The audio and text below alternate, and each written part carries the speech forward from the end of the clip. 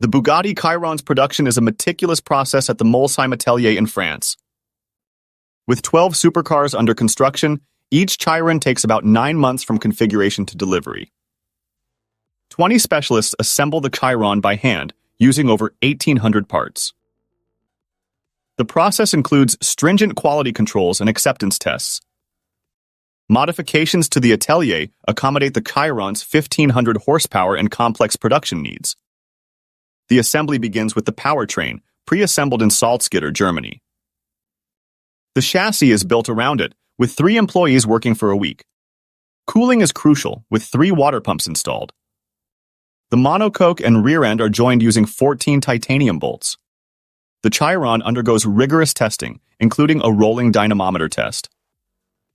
Exterior carbon parts are pre-assembled to ensure precision.